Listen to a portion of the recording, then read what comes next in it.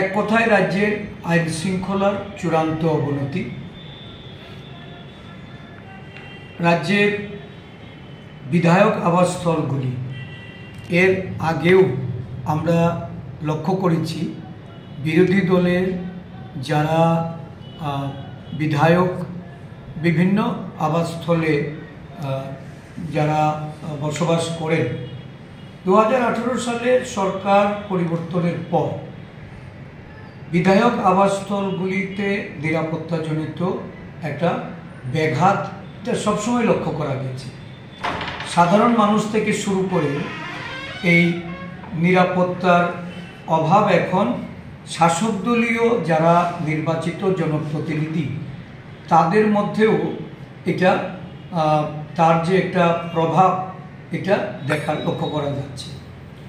আমরা কিছুদিন আগে দেখেছিলাম যে বুদ্ধ মন্দির স্থিত বিরোধী দলের বিধায়ক সুদীপ রায় বর্মনের এই আবাসিক হোস্টেলে বিজেপি দলের কতিপয় সমাজ বিরোধী সহ তাদের দলের নেতৃত্বরা হামলা করেছেন, ভাঙচুর করেছেন এবং বিধায়ককে তারা মেরে ফেলার হুমকি দিয়েছে। এ নিয়ে মামলা হয়েছে।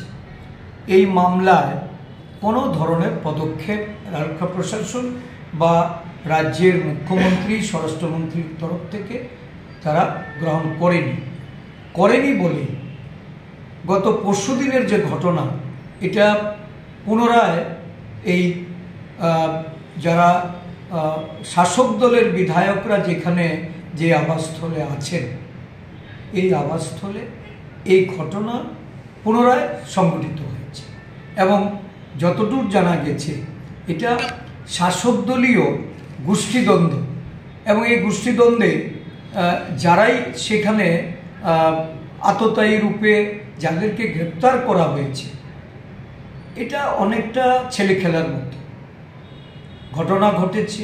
অভিযোগ এসছে, অভিযোগকারী স্বদলীয় বিধায়ক, একজন বিধায়ক এবং বিধায়ক এর আবাসস্থল যেখানে নিরাপত্তাহীন এবং যারা ঘটনা ঘটল তাদেরকে থানায় ডেকে নিয়ে তাদেরকে সেখান থেকে খালাস করে দেওয়া বা তাদেরকে জামিনে মুক্ত করে দেওয়া এটা পরিষ্কার এই রাজ্যের মানুষ দেখছে যে এই রাজ্যে বিরোধী বা শাসক দল বা এই রাজ্যের সাধারণ মানুষ কারোরই নিরাপত্তা নেই।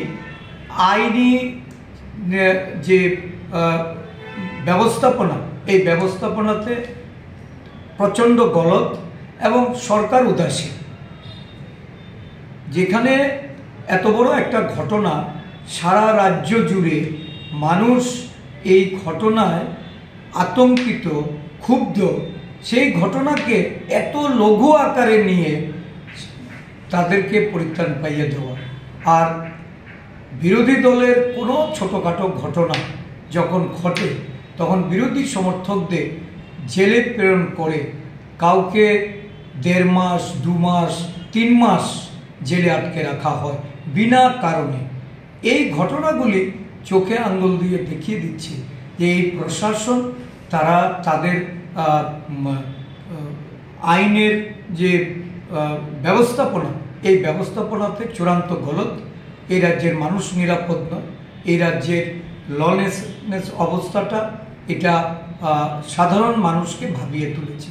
বিরোধী দল হিসেবে আমরাও এর একটা বিহিত চেয়ে স্বরাষ্ট্রমন্ত্রীকে বলেছিলাম যে আপনি অবিলম্বে